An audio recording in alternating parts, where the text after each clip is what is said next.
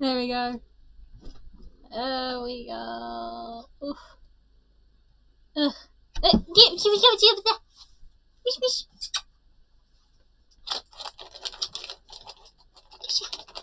Up, say hi. Yeah, come. Kisha. Yes, come. Come and say hi. Yes. Yes, come and say hi. Yes, come and say hi to people. Don't show them your okay, you can't they can't see that. They can see it. Don't eat my finger. He's eating my nail. He's trying to eat my nail. Anyway, don't walk on my butt. Yes! Good boy! Yes! Oh, you're such a good boy! Yes! Oh, you're such a good boy! Well, we're reading today again. What do you do? Chapters 16 to 20. And we left off yesterday on a big cliffhanger. Like, they were going. Fate Speaker and Starflight were going in to see Queen Battle Winner, and no one's seen her ever. I think people said, dragons said technically.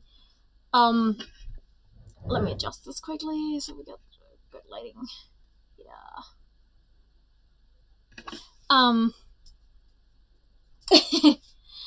And well, Starflight was about to leave. They were about to leave, and then suddenly a dragon shot out of the lava.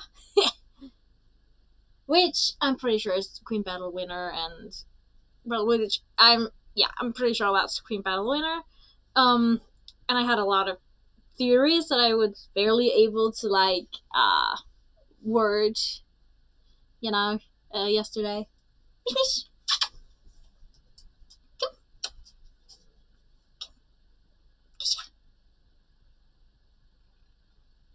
He's trying to eat my finger again. I know I'm delicious. I know I'm gorgeous. Come on, don't. I know I'm sweet and all, but yeah. There we go.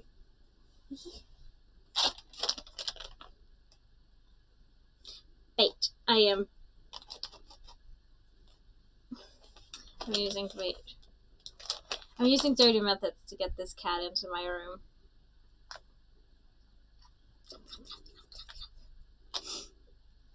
But yeah, it was not on purpose that I left us on a cliffhanger yesterday. Get that tail away, okay? We'll be giving him a treat between each chapter as well. He can get one before we start reading, right? Yeah. Such a good boy, eating my fingers all the time. They're called Dreamies, by the way. These ones are with chicken flavor. Or not chicken flavor, but just with chicken in it. Not expensive at all. Ow! Ow! Come up instead of that! Yeah, yes, yes, yes. And got a whole lot of new scars now. I don't eat my nails, okay? And now he's eating my finger. You can't see it.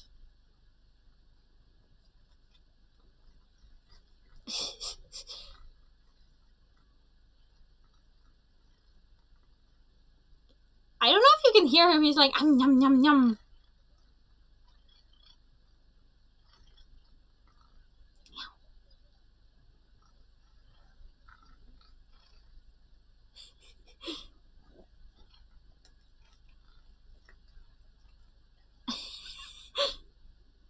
Oh, man.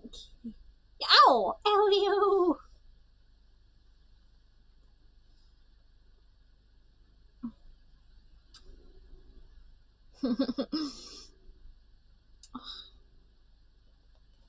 Well, this is the content you're coming for, right? coming to see me read, and then ultimately just me playing with my cat. And now he's lying on his spot on the floor again. Ow. Seriously? That stretch could not have gone with the flow. The old voodoo was there.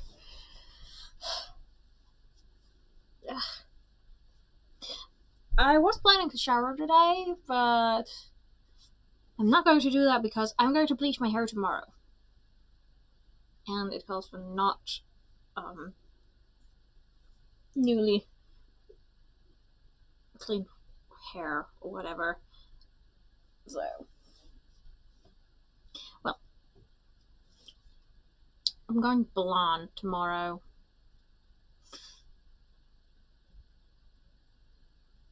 Sometime tomorrow. I don't know if you'll see it on stream or I'll do it after tomorrow's stream because that's way earlier than today's stream. Ow.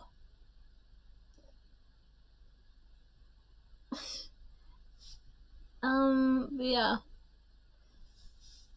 I hope you got your wet. I can't talk. I hope you got your wet. I hope you got water ready. There we go! Well done, Mariv. Well done. Yeah. Get your water ready. Just filled mine up. Lots of water. What are you doing?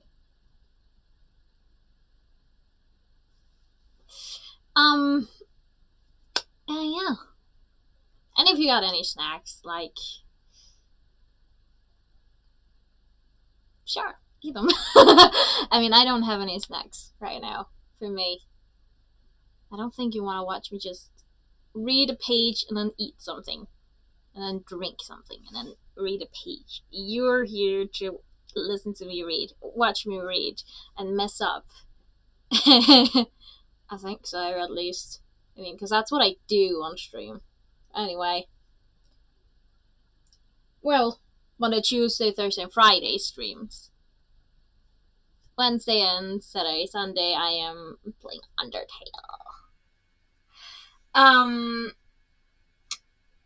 And now it's going slow. Great, what is it doing? Sorry. Ah! Drop frame rates. I do not like that. Yeah. Oh my god, my hair looks like a mess on this camera.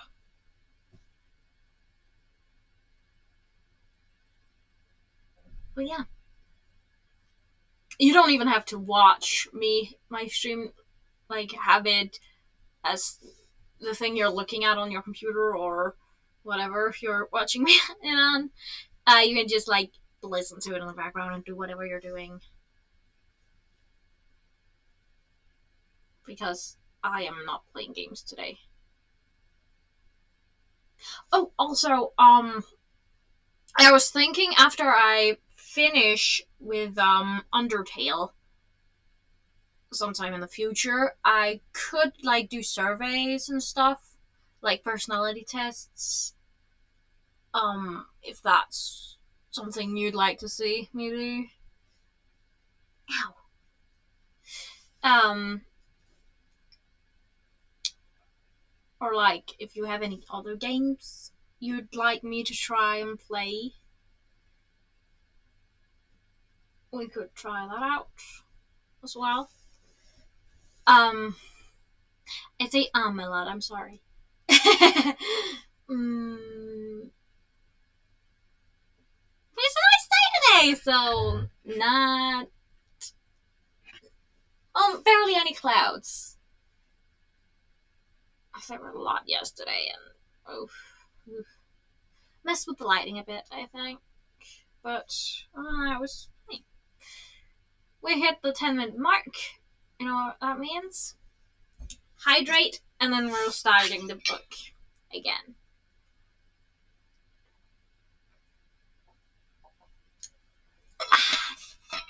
Nice fresh water. The frame rates are not on my side, so that's always awesome. I think that's because we're more people using the internet right now. Yeah, that's probably it. Chapter 16. You listening, kitty? Hmm? Good. Starlight had been terrified plenty of times since leaving the caves where he grew up. He thought nothing could ever be worse than the moment Queen Scarlet walked in with her guards.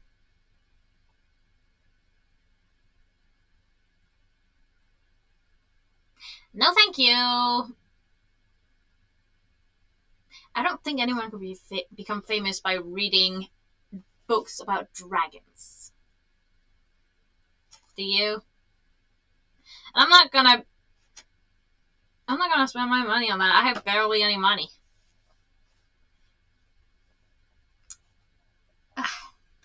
Let's try it again. Starlight had been terrified plenty of times since leaving the caves where he grew up. He thought nothing could ever be worse than the moment Queen Scarlet walked in with her guards, killing Dune, and took all the dragonettes prisoner. But then there was the moment he stood in her arena, knowing that she intended for him to be violently dead by the end of the day. That was followed by the moment Queen Coral had them thrown in her prison. Tsunamis plunge through the electric eels, the Skywing attack on the Summer Palace, their frantic escape right through the middle of a battle, and perhaps the actual worst, when Sunny had disappeared right in front of him in the rainforest. Not to mention all the scary things he'd faced since being abducted by the Nightwings. In fact, he'd spent most of the last few weeks in a state of near constant terror. I would do. This was a whole other level. A level of that's not scientifically possible, and has it been under lava this whole time? And that's not possible, and now this is really it, and there's no one to protect me, and I'm definitely, absolutely, 100% going to die because that's a dragon who lives in lava. Its head and wings came first, in a fountain of golden molten lava, and then a set of claws shot out and clutched the side of the cauldron. The dragon shook itself, sending splatters of lava flying. Slowly, the lava poured off her head, revealing the thickest neck and battle-scarred snout and black scales that gleamed like polished ebony against the orange-yellow pool around her. Starlight! Starlight! Starlight! Fate Speaker whispered in a panicked rush, shaking his arm violently. Do something! Like what? He whispered back. The tunnel was on the far side of the cauldron. They'd have to get past the dragon and the lava she was dripping everywhere if they wanted to run away, which was what he really, really wanted to do. Hiss. The dragon and the lava leaned forward and glared at them. Buzzing white steam seemed to be rising from her scales. Her tongue flicked in and out as she studied the true dragonettes, and Starlight realized there was a glint of icy blue in the depths of her dark eyes. When she opened her mouth, he spotted two teeth that were the same shade of blue, looking more like icicles than regular teeth. Oh, she rasped suddenly. Her voice was hard to hear, creaky and quiet, and rough and eerie, like claws scraping on several ice caves away. No one, Starlight stammered. Please don't kill us, Fate Speaker squeaked. Don't make me, said the lava dragon. She hissed again, her claws flexing around the edge of the cauldron. How did we find you? Starlight filled in. We were looking for the Queen Battle Winner. Aye, said the dragon. Her eyes narrowed. You We're we're the dragonettes of the prophecy, Fate Speaker said. I'm Fate Speaker, and this is Starflight. Ah, the queen sank lower in the lava. Unimpressive. How is this happening? Starflight burst out. Why aren't you dead? The temperature you're immersed in, the boiling point, the physical reaction of lava and scales. I saw what happened to Vengeance. You can't be swimming in lava. It just isn't possible. Even dragons born from blood-red eggs, like Clay, could possibly only withstand that kind of heat for a minute or two. And as far as I know, Nightwings don't have eggs like that anyway, so this can't be happening, scientifically speaking. The queen let out a small, possibly amused snort, blowing bubbles across the surface of the lava. Mastermind, son, she rasped. She studied him for a moment, then leaned forward, opening her jaws as wide as they would go. For a moment, Starflight thought she was about to lunge out of the cauldron and bite their heads off. But then he realized from her odd position that she was actually holding herself so he could look inside her mouth. His fear slowly started to fade as curiosity took over, and he stepped closer. Starflight! Fate Speaker whispered anxiously. This wasn't in any of my visions. I'm really not sure about this. 3 moons.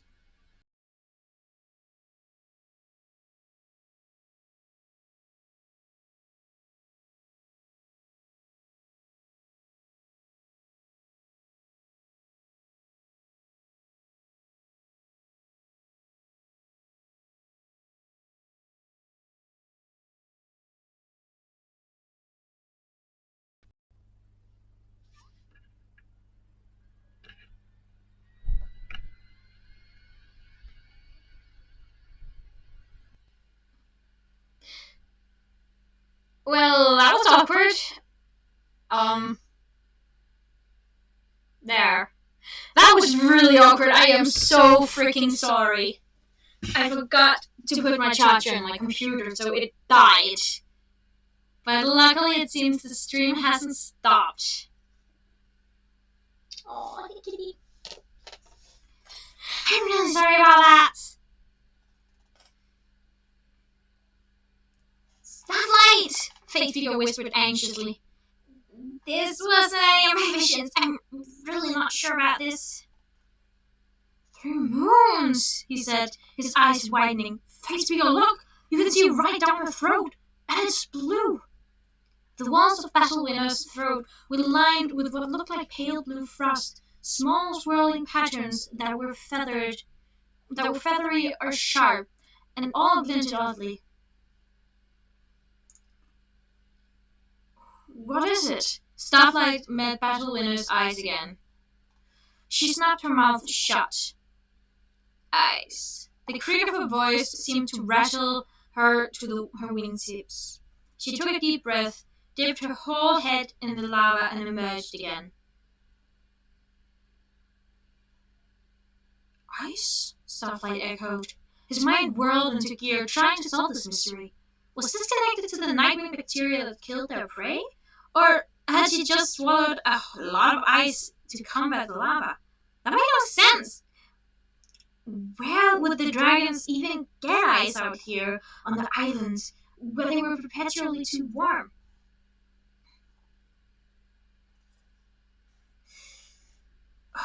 Queen Battle Winner was watching him, as if this was a test and she had decided to save her breath and see if he could figure it out. Her breath.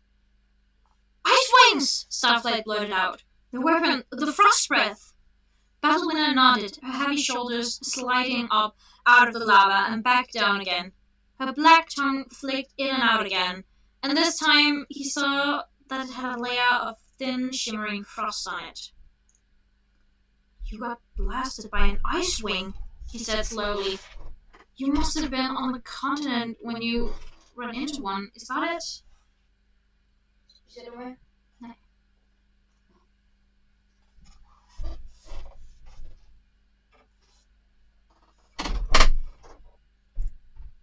You must have been on a continent when you ran into one, is that it?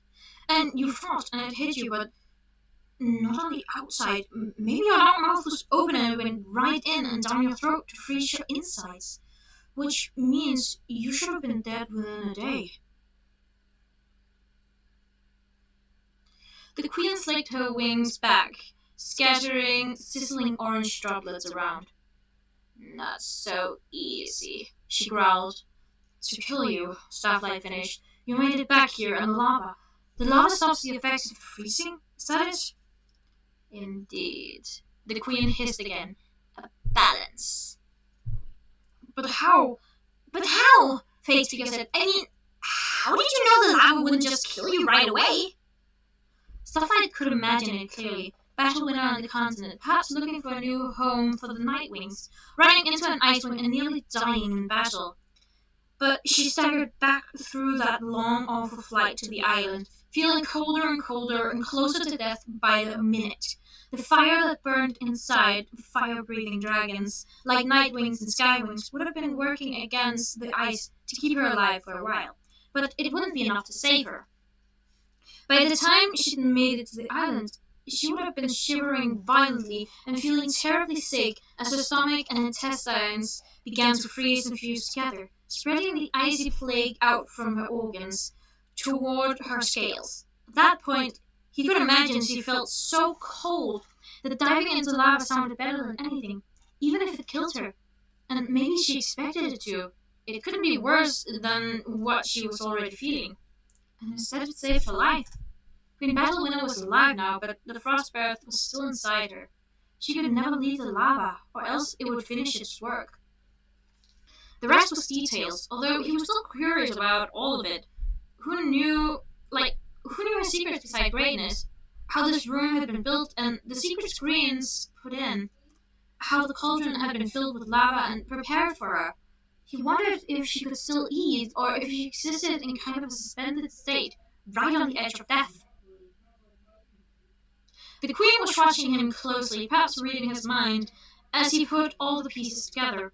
He guessed that speaking was painful, scraping and cracking the ice in her throat and mouth, and that was why she did as little of it as she possibly could.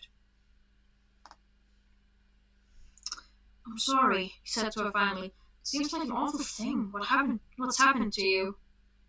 Battlewinner's head spikes flattened and her snout lifted. No pity, she snarled. Revenge. Soon. That sounded ominous, but worrying about Icewings would have to wait. Starflight reached out and took one of Fatespeaker's talents in his. We wanted to talk to you about the prophecy, he said hesitantly. We're afraid Morrissey is being too cruel and interfering too much. The queen cut him off with a barking laugh, and then doubled over in pain, clutching her neck. After a moment she recovered enough to glare at him. Do as he says, she hissed. The prophecy is everything. But he sent Squid away to die today, Fatespeaker pleaded. And he says he's going to kill me on Starflight, and the Rainwing prisoners are being treated so terribly. Please, it doesn't have to be like this, does it? Anything to save the tribe, said the queen. She began to sink down into the lava. Leave now.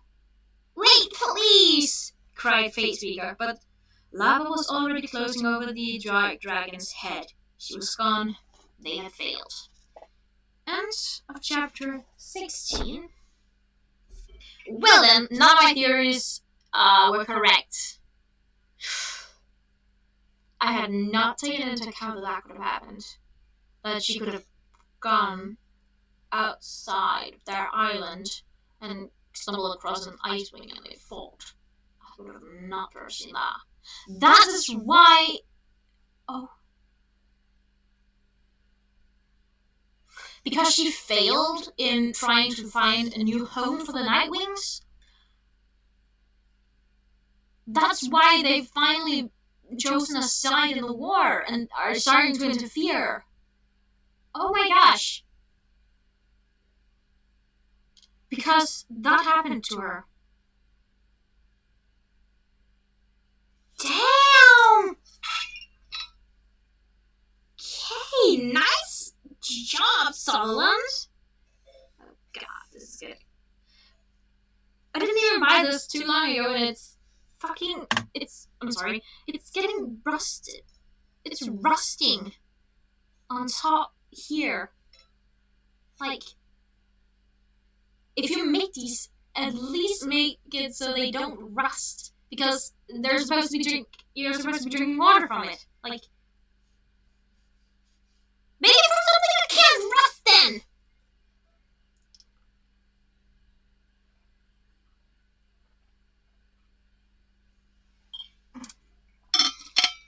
Anyway, I need some Coca-Cola to dip it in, because apparently that seems to work great against rusting things. Against rust.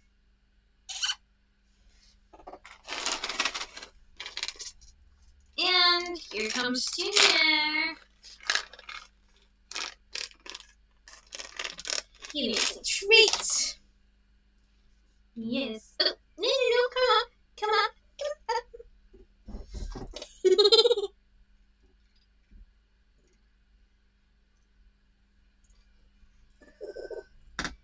Oh my god, he is drooling!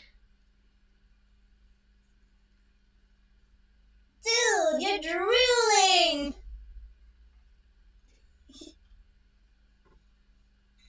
You're drooling, kitty.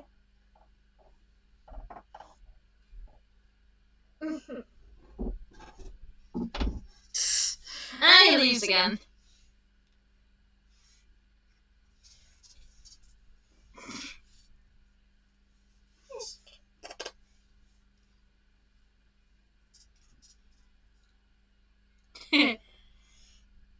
Content quality, right?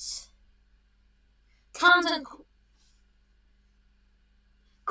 content, right? Just me playing with my kitty. And having frame droppings. Ugh.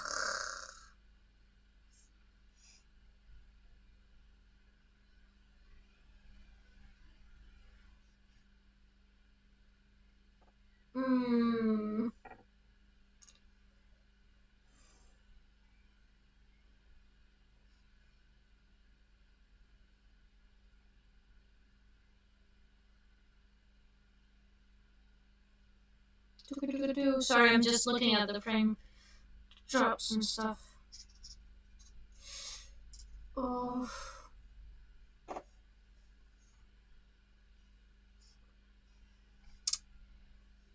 Well.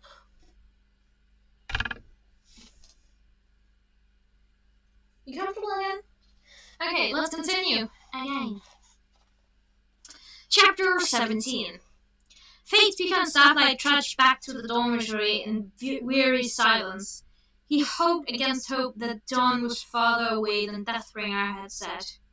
But he had a feeling Marozia would be breathing angry heat into his face within a horrible short span of time. Poor Squid, Faithbeaker said, pausing outside the dormitory entrance. I guess I will have to work with your ceiling instead, she sighed, and headed back to her sleeping spot.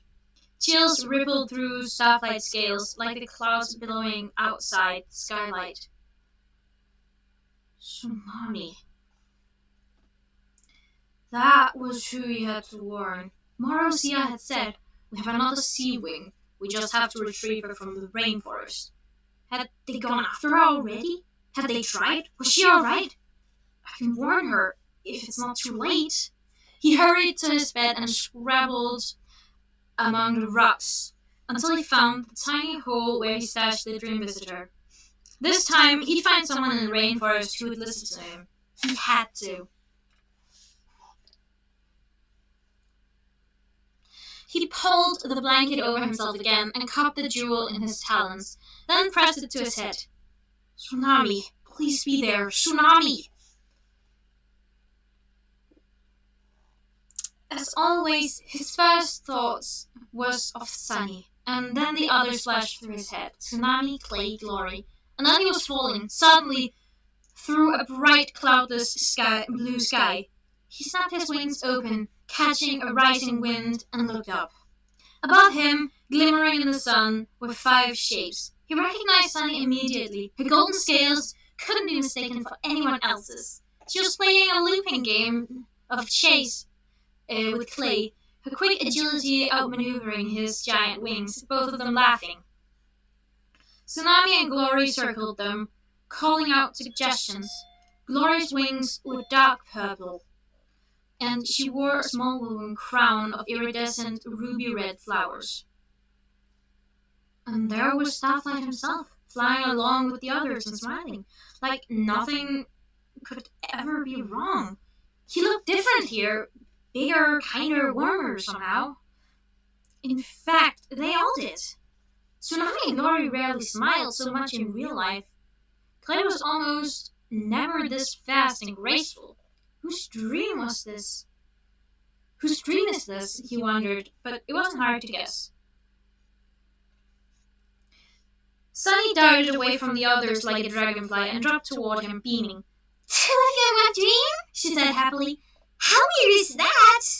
She flitted around him, brushed her wings against his, and then sat back up to tug on Clay's tail. He couldn't bring himself to speak. Being near her, it all came rushing back. How he'd loved her his whole life, and how impossible this whole thing was. Not least because they were from different tribes. If he could make himself talk, if he could warn her about Tsunami, maybe she would listen. But the blue sky was abruptly swallowed in darkness, and he was falling again until he was surrounded by bubbles in cool green light. Underwater. This must be Tsunami's dream. He waved his wings and spun slowly in the water. Sure enough, there she was, with her claws wrapped around the neck of a skeletal green dragon. Gil, Starflight remembered. Her father, the one she killed in the arena before she knew who he was. This was a nightmare. Her face was twisted in despair. She'd never hear him like this. Her little sister Anemone came swimming up, and seeing her, Tsunami suddenly released the older dragon. He fell back, his jaws opening and closing pitifully. Tsunami turned to Anemone with her talons outstretched, like she was apologizing. But then Anemone's eyes narrowed, and she lunged toward Gil, seizing his throat herself. Her tail smacked Tsunami aside as her talons sank into his neck. Thick blood bubbled out, staining the water. Tsunami grabbed Anemone and tried to pull her away, but it was too late.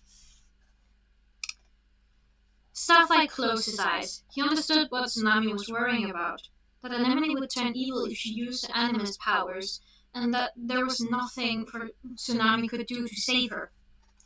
Just one more reason why we have to stop this war. If there was no war, there would be no one trying to force Anemone into using her powers. She'd be safe. Crunch, crunch, crunch, crunch. Starlight opened his eyes again. He was sitting in a vast dry cave with torches flickering along the walls. The floor was nearly covered with all kinds of prey. Boar, chicken, a cow, several ducks, 2 deer, and a hippo. Some of them were still alive, wandering around, bumping into walls, oblivious to the 2 dragons in the cave with them.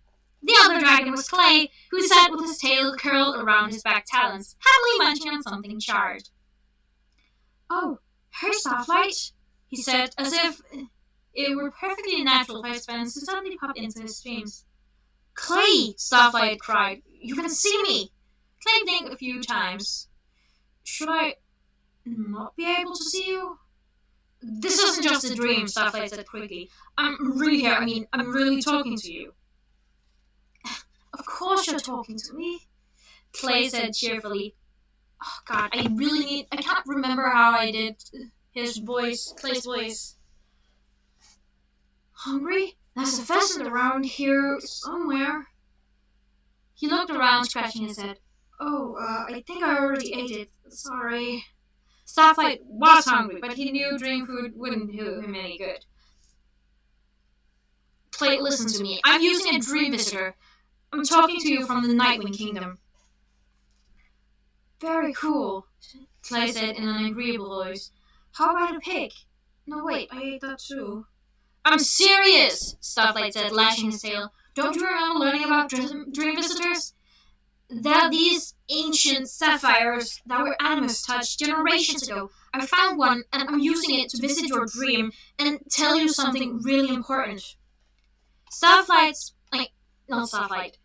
Clay's forehead was scrunched in a puzzled way. Sure, Starflight. I have dreams about you lecturing me all the time. That stopped Starflight for a moment. You do? Clay drew himself up and adopted a stuffy, scolding voice.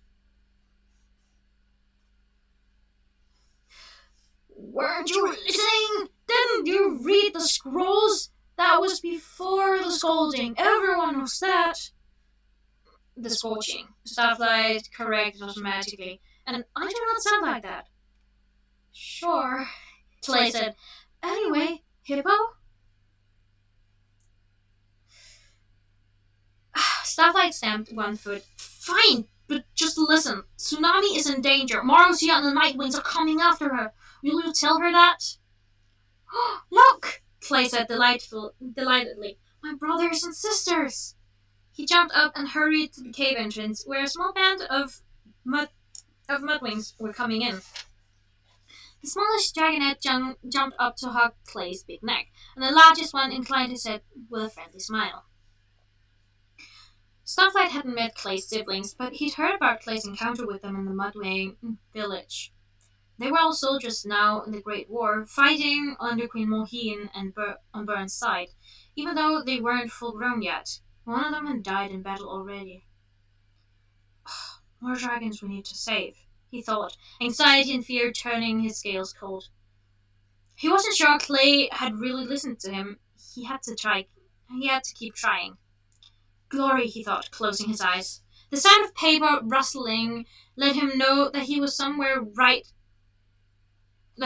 new right before he opened them again. Glory sat at a low table in one of the treetop huts in the rainforest, studying a scroll. In her own dream, she wasn't wearing a crown, and she looked more tired than anything else. Her scales were dark green and dappled with light, matching the leaves around her. The furry shape of her sloth curled around her neck. Glory, Starflight said, his voice breaking. Would she listen to him? He remembered that she'd heard Sunny say the last time he'd used it. He remembered what he'd heard Sunny say the last time he'd used the dream visitor. If Glory thought he was a traitor, she wouldn't have any reason to believe anything he said. The new Queen of the Rainwings slowly raised her head and met his eyes. They stared at each other for a long moment, her green eyes searching for something on his face. Wow, she said. You found a dream visitor. He exhaled, feeling relief flood through his scales.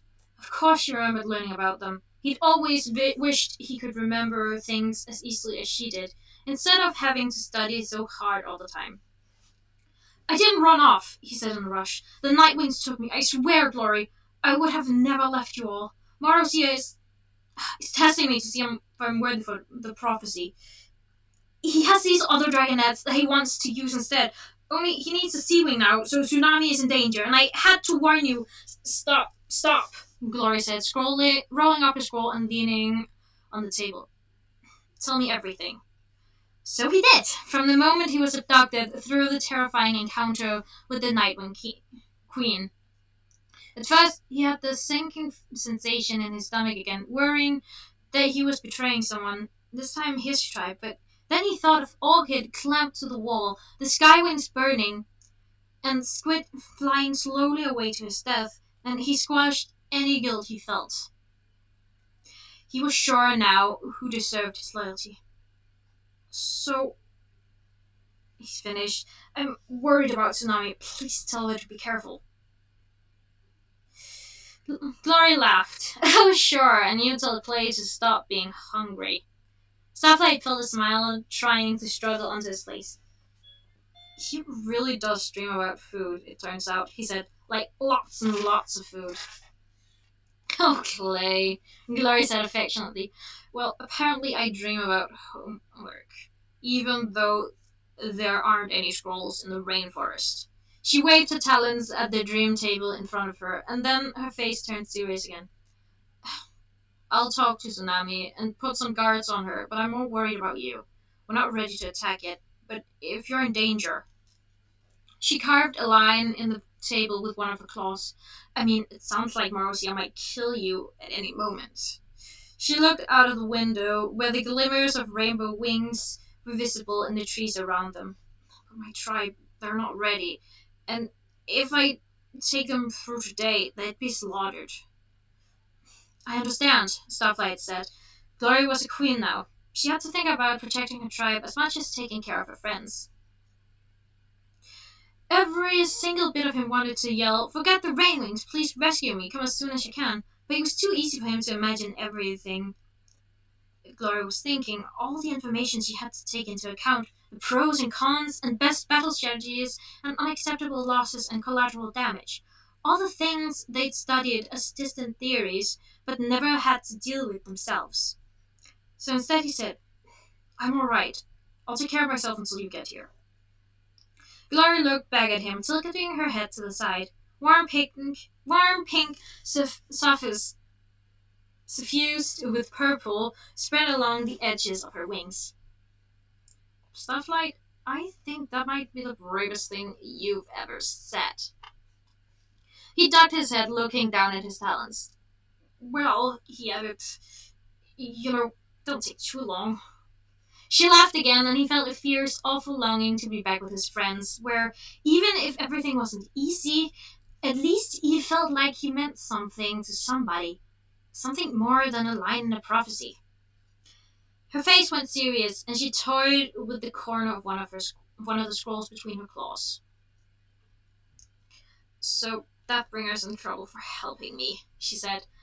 "I'm sure he understood the risks when he decided to set you free," Starflight pointed out. Glory said skeptically. "I'm sure he thought he could charm his way out of anything. Idiot." "Well, he might still," Starflight said. "I don't think Greatness wants to execute him." Glory shook herself. "Can you tell me anything else about the Nightwings?" she asked. "Anything that might help us when we do attack? Like, do they have mind readers posted at the tunnel entrance? That's what I would do, so they could sense anyone coming through and maybe even read our battle plans before we got there. I went to send in a camouflage scout just to see how many guards are in the cave now, but that's why I haven't yet. I don't dare." "I don't know," Starflight said. "I'm sorry. I don't know anything useful about what the Nightwings are doing." "I bet you know more than you think," she said. "Can you tell me more about the fortress, or the layout of the island, or how we might get there if we flew from the continent instead of using the tunnel?" His heart sank. "You'd have to get through Mudwing and Skywing territory first," he pointed out, "before you could fly across the ocean to the island, even if I could find a way to describe the route. And that would take weeks," he thought. "Weeks to travel the whole length of the continent. Can I survive for weeks on my own?" "Yeah, it's probably not the safest plan," Glory said thoughtfully. Starflight shifted his wings. He felt chilly air against his scales, and it wasn't coming from Glory's rainforest dream. I think I have to go," he said in a panicked whisper. "It must almost be dawn." "All right," she said, standing up. "But come back tomorrow night if you can. We can figure this out, Starflight. It's going to be all right." She stepped over the table and wrapped her wings around him, which didn't work very well since he wasn't really there, but somehow it was really comforting. "See you soon," he said. "Remember to watch out for Tsunami." Glory rolled her eyes. At this point, I bet most of my tribe would invite the Nightwings to abduct her. She's not the calmest general in Peria, I can tell you. Starflight smiled and lifted the dream visitor to his forehead. The rainforest disappeared, He was back in the gloomy, dimly lit Nightwing dormitory.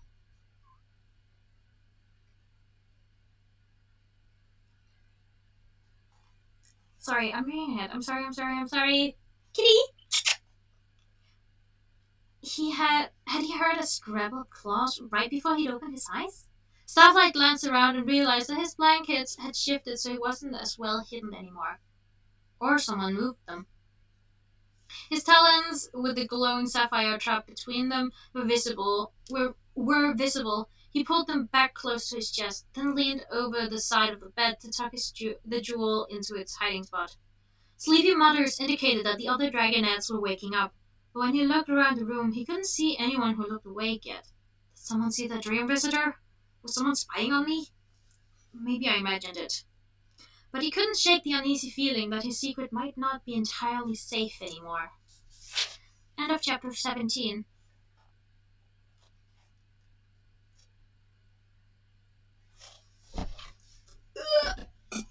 Remember to drink up! Lots of water!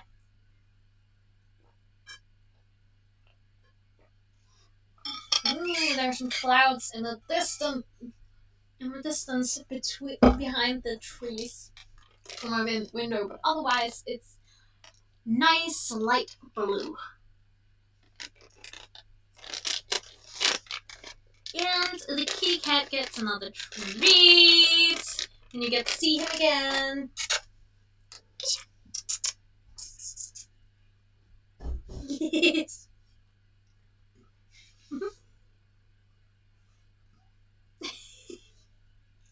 Ugh, a drooling monstrosity.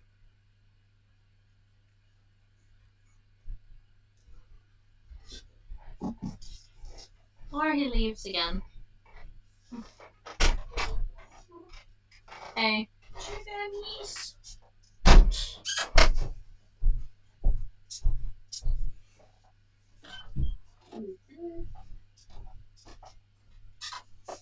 No! No! I have the treats!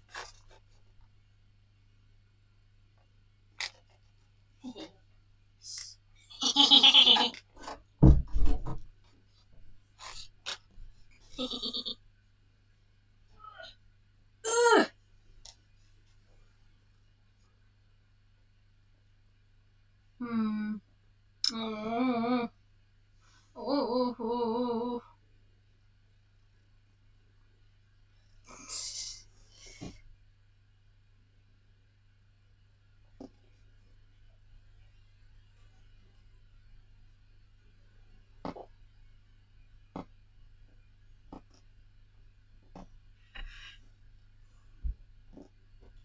Ow! Don't look my legs. Chapter 18. Starlight lay curled on top of the blanket, trying to calm his pounding heart.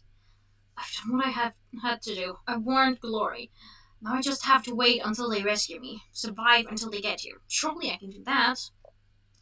Up, snarled Marozia from the doorway.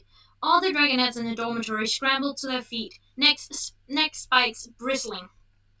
But Marozia's gaze was fixed on the prophesied dragonettes, who came forward to stand in front of him. Starlight noticed that Flame kept his head down so he didn't have to meet the Nightwing's eyes. Yesterday was stupendously unimpressive, Marozia growled. Starlight glanced over his shoulder and saw fierce teeth watching them with an alert expression. Next time you're in that kind of situation, the Nightwing went on, I want to be sure you can fight your way out of it, even without backup. So, today, battle training. Starlight's wings drooped. Battle training was always his least favorite thing. Next time, Viper snapped.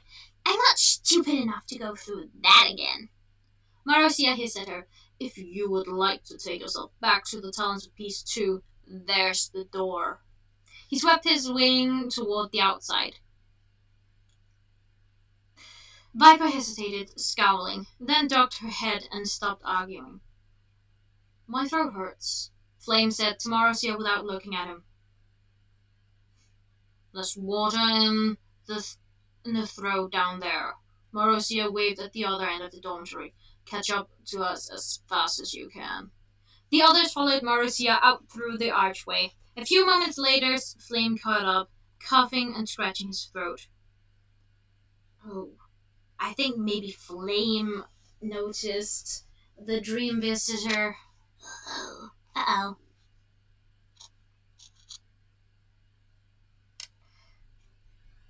Marozia led them out to the prison cave side to the prison cave's side of the mountain, where the pure rivers of lava flowed as swiftly as if they'd just erupted yesterday. The biggest was the one that ran in front of the Rainwing prison caves. They landed a few lengths away from it, and Starlight spotted guards in every cave mouth, bristling with armor and spears and alarm guns.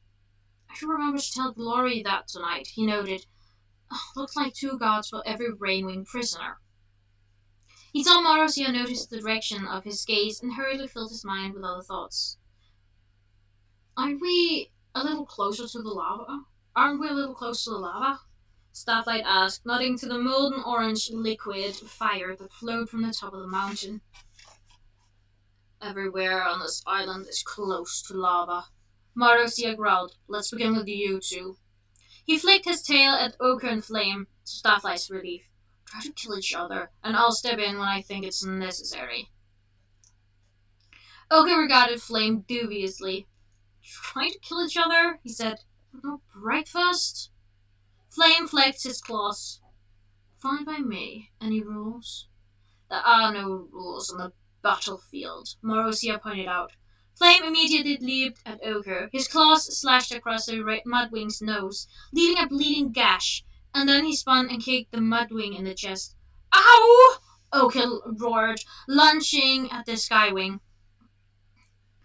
They grappled on the dark, rocky ground, red and brown scales flashing and soon smeared with blood. With the lava river so close, there wasn't a lot of room to maneuver or get out of the way. At one point, a burst of fire from Flame nearly singed Starlight's wing, and Ochre stepped on Viper's foot, earning a ferocious hiss. Here! Fatespeaker grabbed Starlight and tucked him up onto a tall boulder. He sank his claws into gaps in the rock, nervously eyeing the lava below. Even from up here, he could feel the heat blasting along his scales.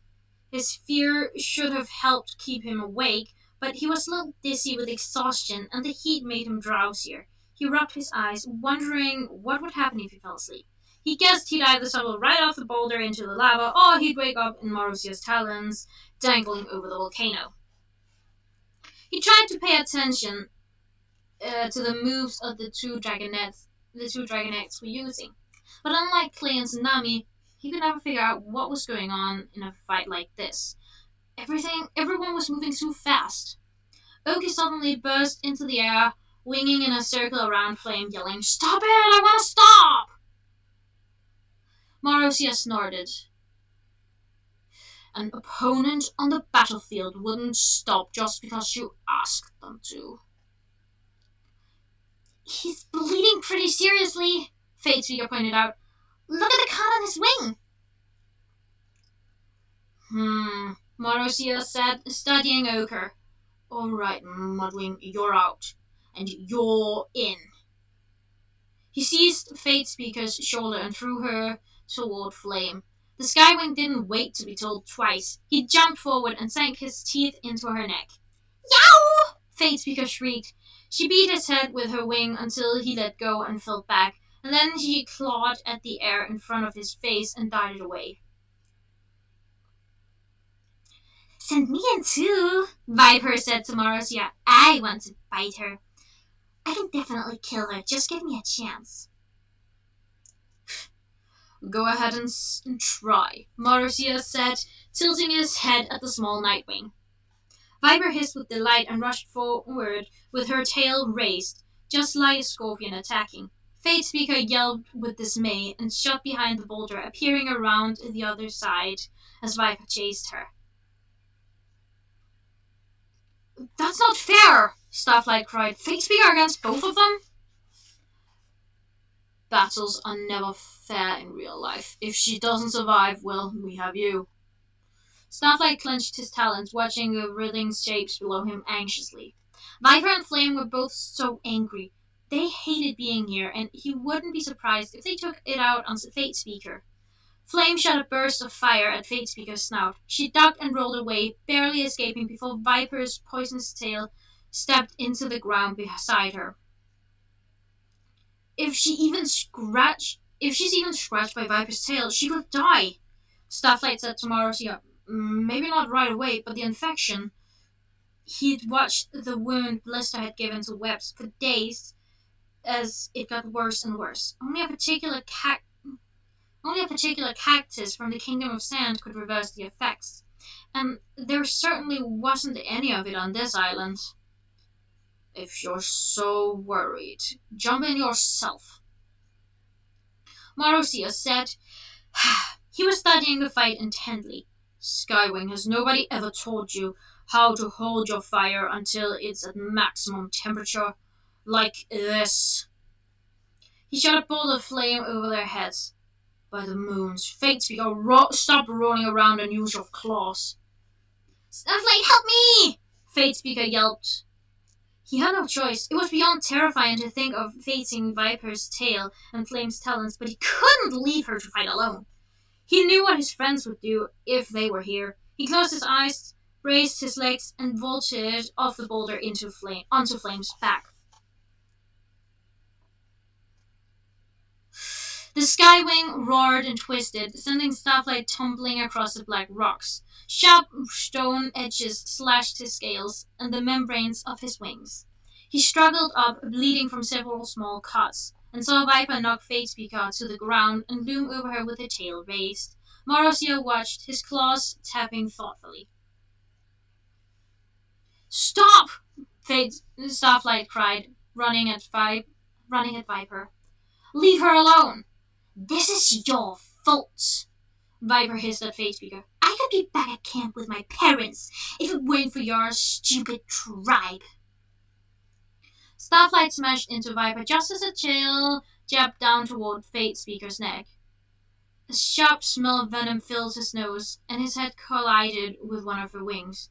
As she staggered back, her tail flew out for balance and sliced neatly across Flame's face. Flame roared with agony, clawed frantically at his snout, and slammed his body forward into Viper's side. The force of the blow sent her reeling away. Starflight watched in horror as Viper tethered on the edge, and then fell with an ear-splitting shriek right into the lava lake river. No! Marcia roared, leaping forward, but he wasn't reaching for Viper. He seized Flame's head between his talons and glared at the wound she had infected. Skywing, don't move. Can you see? Flame's only response was a keening, glottal sound of agony.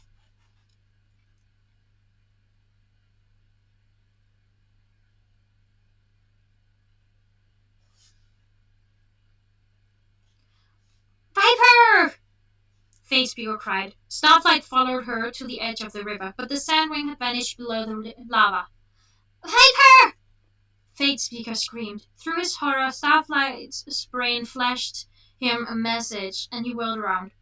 Okay, you can go get her, he yelled. Maybe we can save her if you pull her out right away. Ogre blinked slow, painfully dull eyes at him. What in the three moons are you talking about? Your scales! Starflight grabbed Ogre's forearms and tried to drag him toward the lava. The Mudwing sat down firmly, as heavy as an entire fortress. Ogre, please! You have fireproof scales! You can go into the lava without getting hurt! You can find her and drag her out! Please, please, just try! Fireproof scales? Fate Speaker said. Because he was born from a red egg, Starflight said. Like it says in the prophecy. And that means fireproof scales. Come on, why aren't you moving? Let go of me, Ogre growled, planting all his limbs even more solidly on the ground. I have no idea if my egg was red or whether my scales fireproof, and I am certainly not jumping into a pit of lava to find out. But, Starflight protested, but if you're in the prophecy, if you could be the Mudwing, then you must have been born from a blood-red egg, just like Clay. His heart wasn't in it anymore. He turned to look back at the lava, knowing it was already too late. Viper hadn't even come up to the surface once. She was gone. Prophecy schmophecy, said Ochre. I wasn't hatched on the brightest night either, so I'm not going to base my any life or death decisions on some old words in a scroll. Starflight pivoted slowly to stare at the Mudwing. You weren't hatched on the brightest night? He echoed. Ochre shrugged. Neither was he. We had the same hatching day, a few weeks before the brightest night. He nodded at Flame, who was curled on the ground now, still making a horrible sound of pain with his talons pressed to his face. Marozia stood over him, lashing his tail furiously. But Starflight's words failed him. Suddenly everything seemed a lot clearer, and yet more confusing at the same time. The ultimate dragonets weren't real. They couldn't be the dragonets in the prophecy. They were entirely false, an illusion Marozia was trying to create. The giant Nightwing wasn't just tinkering with fate, he was trying to rewrite it entirely. End of chapter 18.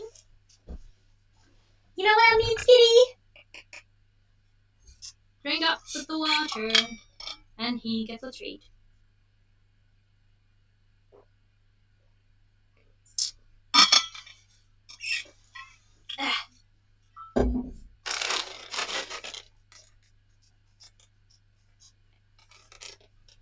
Two chapters to go, and we're only an hour in.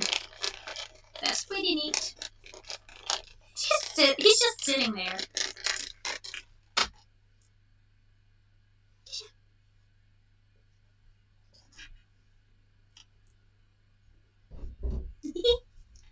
Ew. Ew. Oh my god. Watch. He is drooling for these trees. Damn, boy. I'm just gonna lie it right there. God. You are a drooling mess, kitty.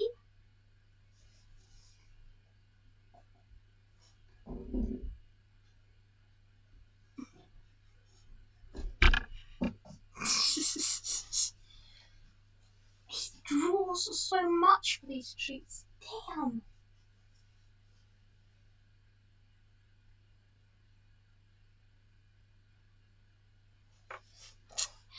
Chapter 19. Well, they've lost Squid and Viper now. And maybe even Flame. This isn't going as well as Marozia wanted it to. Poor Dragon Gnats.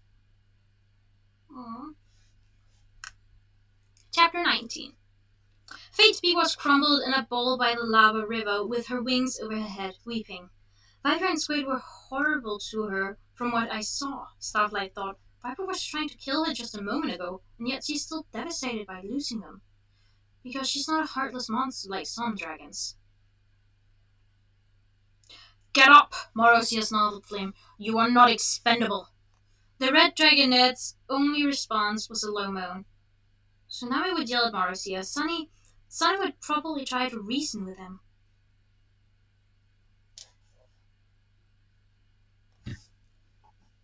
Starflight's wings were shaking uncontrollably, but he made himself step in front of Marozia, pretend you're Tsunami, or Clay, or Glory or Sunny. What are you doing? Starflight blurted. Marozia glared down at him. Now is not a good time to annoy me. These dragonets can't be in the prophecy, Starflight said. They don't even have the right hatching day. Is there anything about them that does fit? Was Viper's egg found on its own in the desert like Sunny's? Was Flame's egg the largest in the Sky Palace? Why are you pretending they could fulfill the prophecy when there's no way they can be the right dragonets? You don't know what you're talking about, Marozia bared his teeth. Maybe, said Starflight, But I want to know. Everything I read, all the scrolls written by Nightwings for generations, said, don't mess with fate. Things will happen the way they're foretold, and nobody can change that. Prophecies aren't like treasure hoards. That way you can mix and match with which gems you like and trade out which ones you don't. I bet these dragonets are dying because you're trying to force them into a destiny that's not meant for them. You should leave us all alone and let fate unfold the way it's supposed to. He took a deep breath, astonished and terrified at his audacity in talking to Marussia this way. That's that's what I think anyway. You're an ignorant dragonet, said Marussia, with no powers of your own. No one will ever listen to you. Starlight felt as if he'd been stabbed in the heart by a sandwing. He stared up at Marussia, unable to breathe. Did you think I wouldn't notice? Marussia snarled. It's obvious how useless you are. You'll never be a true Nightwing. You don't belong anywhere, least of all here. If he had read Starlight's mind, maybe he had. He couldn't have found anything that would have hurt Starlight more. All his nightmares had centered around this moment. You're not a real Nightwing. There's something wrong with you. You're a failure in every way. Starlight took a trembling step back and felt Spade Speaker's wings brush against his. He hadn't noticed her coming up behind him. Leave him alone, she said to Marussia. He's only telling you the truth about the prophecy. I have the wrong hatching day too, and you know that. I know a lot more about prophecies than either of you, Marussia snarled. He shoved them aside and seized Flame's forearm, yanking him up. You're not allowed to die. We're going to the healers. The rest of you stay out of my way or you'll be joining that Sandwing. He glared at Flame's face, which the Skywing was still keeping hidden. Starlight could see the blood dripping between the dragon's claws. Marussia shook his head and muttered, now we need that stunted Sandwing too. I'm going to... Starlight didn't hear the rest, as Marussia launched himself into the air, forcibly dragging Flame along behind him. But he'd heard enough. Sonny's in danger now too.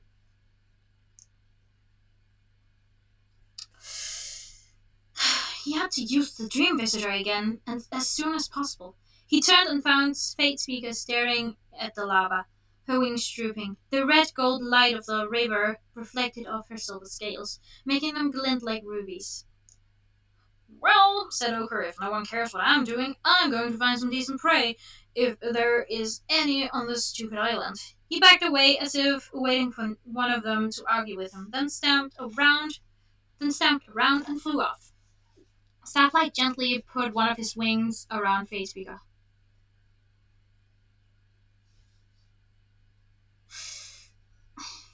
Let's go back to the dormitory and rest, he said. You haven't had any sleep, right? How can I... She started, then stopped to help. Actually, sleeping sounds like the only thing I could do right now, though I'm afraid it'll be nothing but nightmares. Starlight knew what she meant. He helped her up, and they flew side by side back to the fortress. The dormitory was deserted. Starlight guessed the other Nightwing dragonets were in class, presumably learning something more useful than how to push your friend into some lava or your whole life is pointless. Fate Speaker collapsed onto one of the stone hollows and closed her eyes. You're lucky, she said to Starlight. She said just as Starlight was about to move away. He hesitated. I am? I mean, if what Marussia said is true... She opened her eyes again and looked at him. If you have no powers... I've always been so excited about being a Nightwing. I thought my powers must be the most amazing thing, but clearly they're totally useless. If they couldn't even warn me about what was going to happen to my friends. She curled her wings and tail in close. All my visions were of walruses and welcome home parties and parents who were happy to meet me. So much for that. Come on.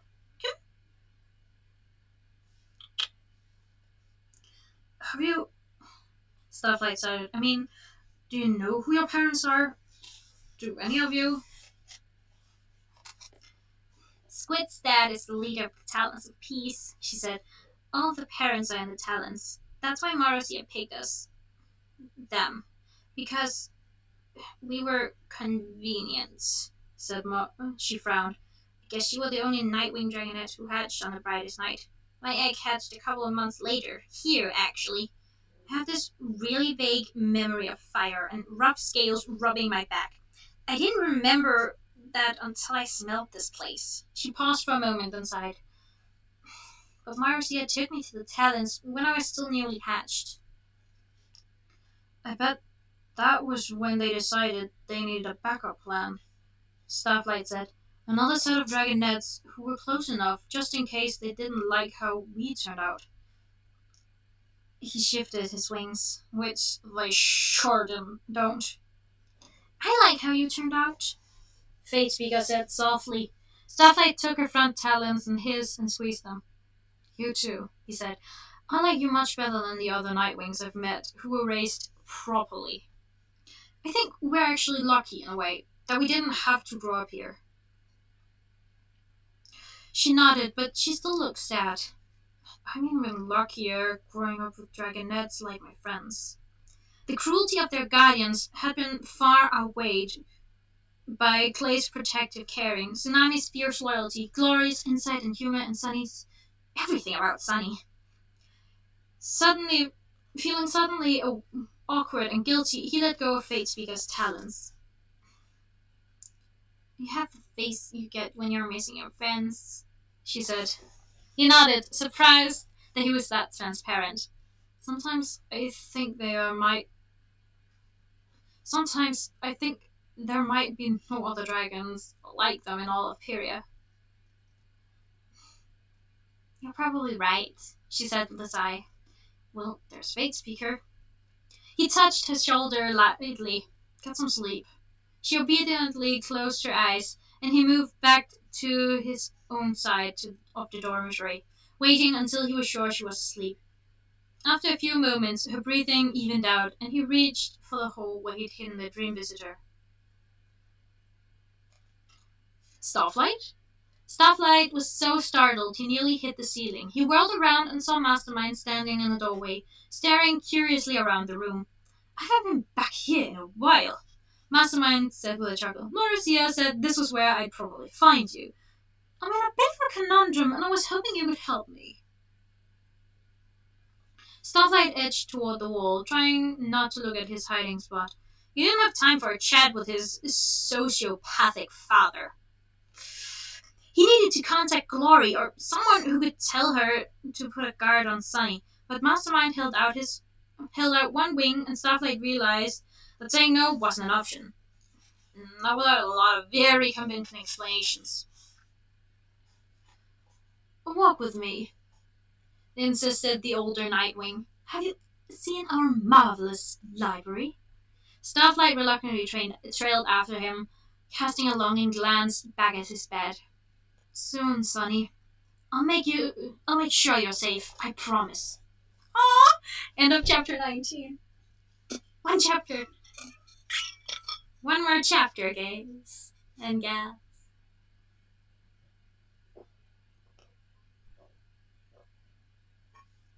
I have no more water. Well, another treat for the drooling kitty.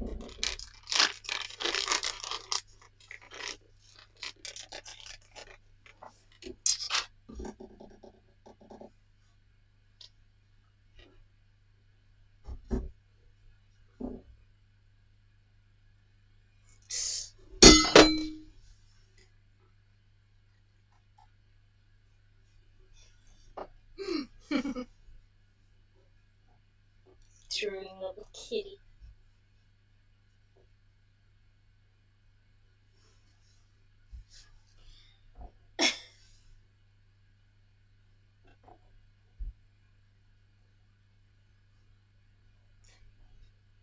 You only love me because I have treats for you.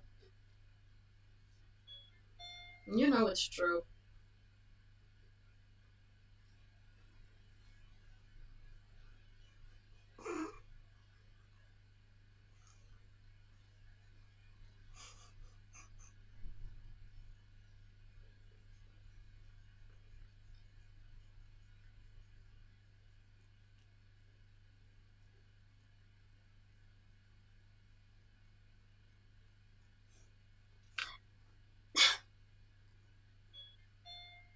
I just now realized I'm still on my main scene and not on the just chatting scene, which I usually use when I read. And we only have one chapter left. Oh well.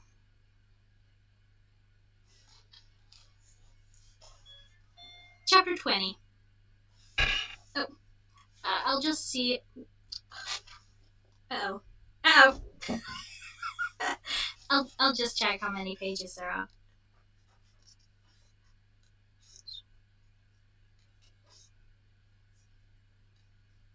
Ooh, and this lines up so good. Now this is the last chapter in this part, and then we're on to part 3 of the book. The last part of the book.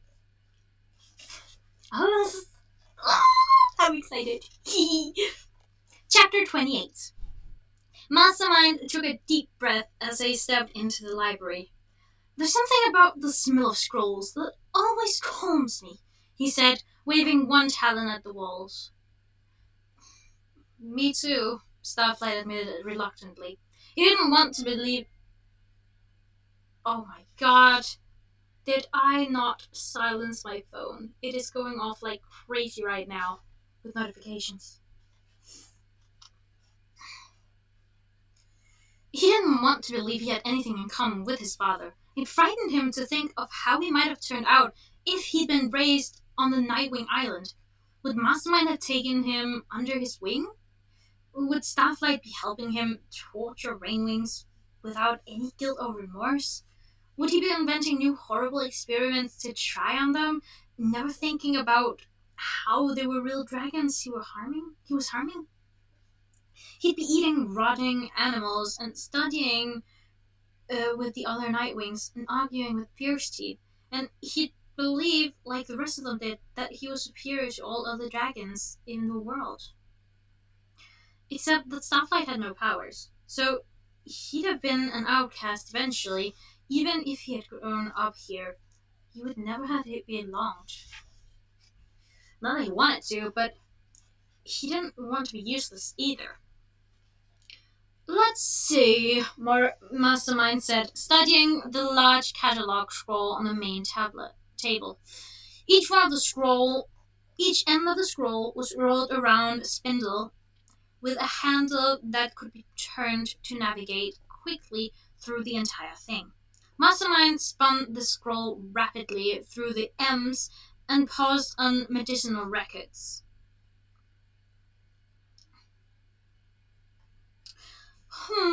He tapped his claws on the list, then turned to the niches in the wall.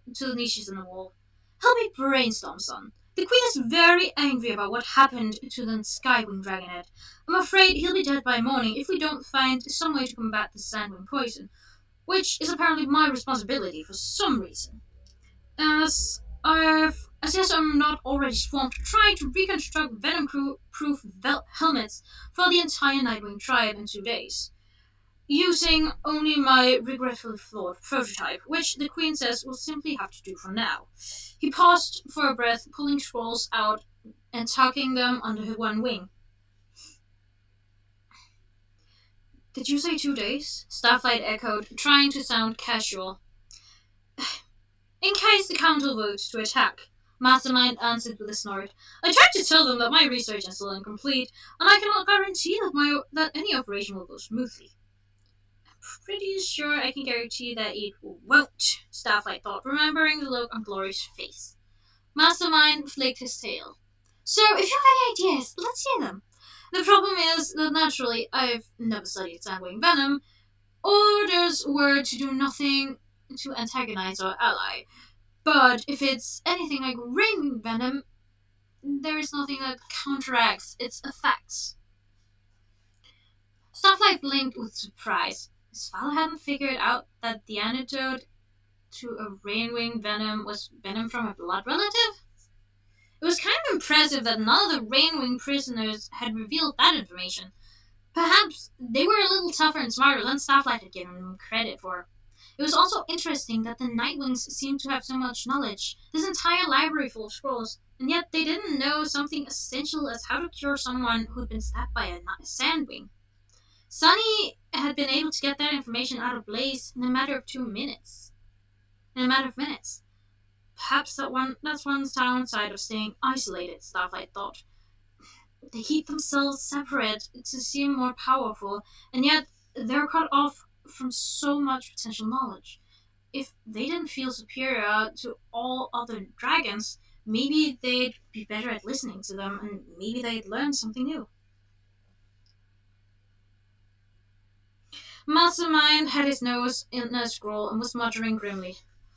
Unlikely, tried that on rain venom, and it didn't work. None of that nearby. Doubtful. None of that nearby. Doubtful.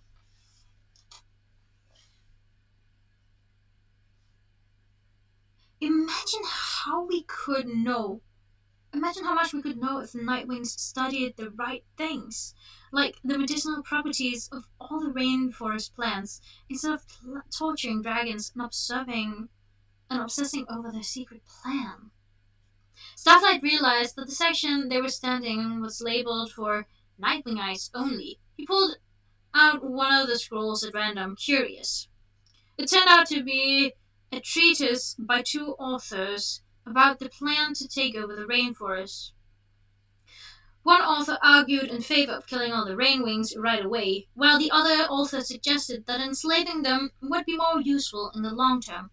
Feeling ill, Starflight shoved the scroll back into its slot with so much force that it wrinkled and nearly ripped in half. His father looked up at him. Well, any thoughts? He barreled on without waiting for a response. We may have to contact Blista, although I fear she'll want to trade information this valuable for something of equal worth to her, like the location of our island. Mastermind scratched his snout with a worried frown. Personally, I'm not sure it's advisable to give her any power over us. Definitely not, Starflight said. I don't trust her. Mastermind nodded. Well, alliances aren't always about trust, I'm afraid. He picked up another scroll and unrolled it. Starflight shifted uncomfortably, flexing his claws. He knew the antidote to Sandwing venom, but should he share it with Mastermind? On one talon, it seemed dangerous to hand the Nightwings any more secrets than they already had. He could easily imagine them abusing this information by attacking Sandwings, for instance, with no fear of what their venom might do. Or they might take all the cacti in the desert and hoard it for themselves, so only Nightwings would have the ability to heal from a Sandwing attack. Or from what he'd seen the Nightwings seen of Nightwing so far, they'd probably come up with something even more horrible that Starflight would never be able to imagine on his own. But on the other talon, Flame was dying. Without the cactus remedy, there's no hope for him. If Starflight told Mastermind, there might still be time for someone to fly to the mainland and get what was needed to save the Skywing. Wasn't that the most important thing? Starflight couldn't let him die. His friends would choose to save Flame no matter the consequences. Wouldn't they? Sunny would. Clay would. Glory, I'm not sure. She might say to look at the bigger picture instead. And Tsunami would say that this is classic Starflight. Dithering indecisively instead of doing something. So fine. If I can't make my own decision, then do what Sunny would do. Starflight opened his mouth to tell Mastermind about the cure, but before he could, three Nightwings encased in armor came rushing into the library. Mastermind! One of them shouted. You are needed in the council chamber immediately.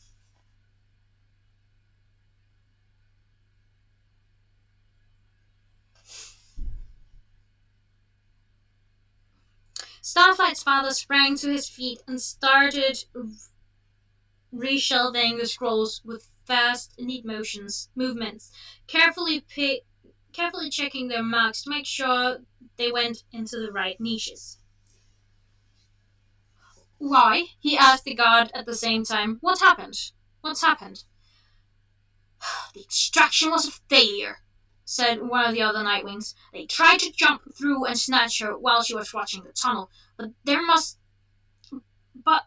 have been about 40 other dragons hidden nearby, like they were guarding her or something. You should see what they did to the three we sent in. You say they, said the third soldier, but we all know most of the damage was done by the Sea Wing herself. Starflight tried to contain the joy bursting through his scales.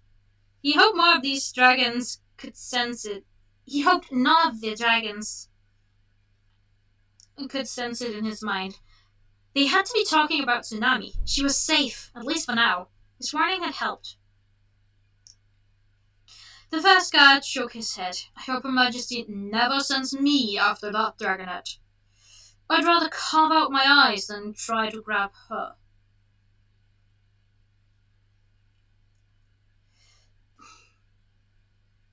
I heard she bit Wisdom's ear off, said the second. The healers, the healers are there already, but the Queen wants you too, the third said to Mastermind. Hurry up! Mastermind shelved the last scroll and hurried after the guards. No one had told Starflight not to follow, so he did, hoping he'd learn something before anyone noticed he was there. The council chamber echoed with the roars of angry dragons. Slumped by the entrance were three dragons who certainly looked as if they'd run into the sharper side of Tsunami. Claw marks were slashed along their wings, their tails looked bitten and dented, and all of their snouts were bleeding. Two other Nightwings were dabbing at their wounds with bandages, ointment, and disgusted expressions.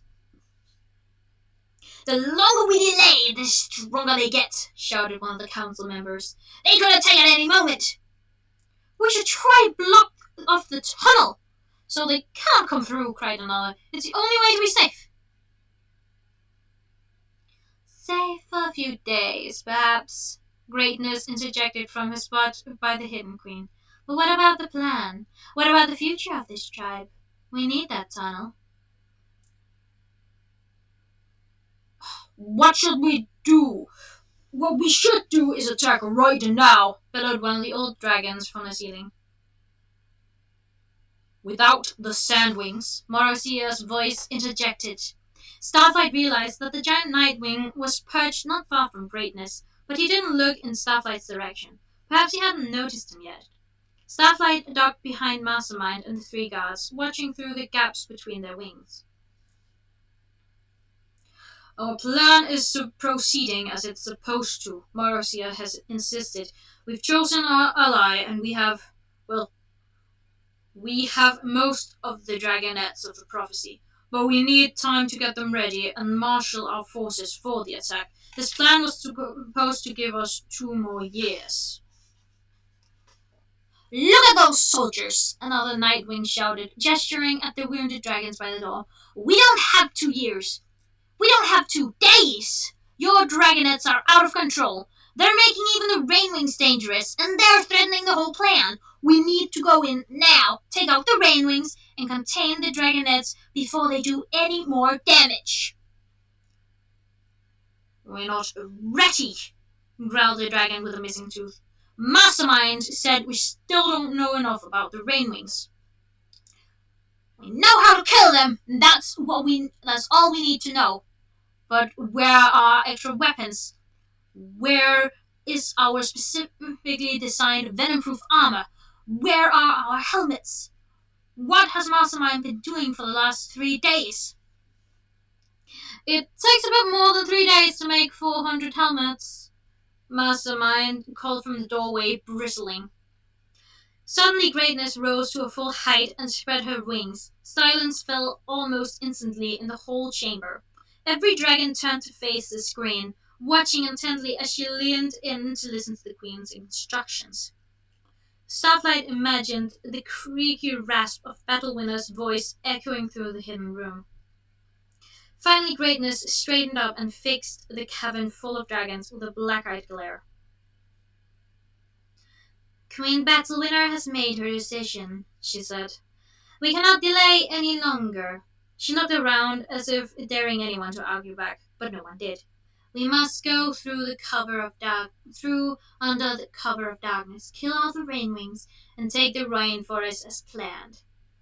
Not a sound disturbed the terrifying stillness of the cavern. The Nightwings were frozen, listening. Greatness took a deep breath. Tonight at midnight, we attack. End of chapter 20 and end of part 2. We move on to part 3, the truth on Thursday. Oh my freaking god. We did it again. We ended off on a cliffhanger. A massive one. Not intentional, I swear. So not intentional. I was frustrated as you are. And we're gonna get this boy another treat. Last one. Come.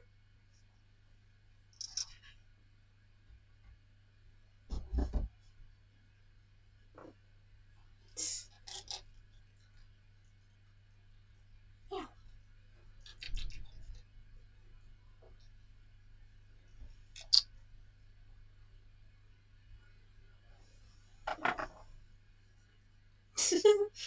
Well, I'll see you tomorrow, where we will be playing some more Undertale. Wait earlier on this, by the way.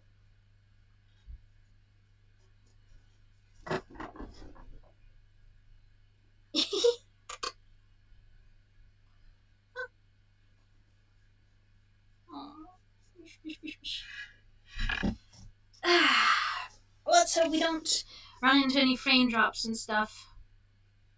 That would be nice. Wouldn't it, kitty?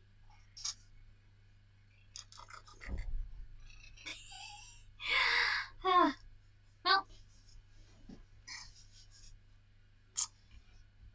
I will be seeing you tomorrow. I don't know about this guy, though. Because, like, I'll be at my desk.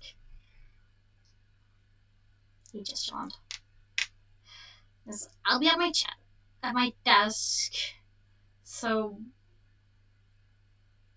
I probably won't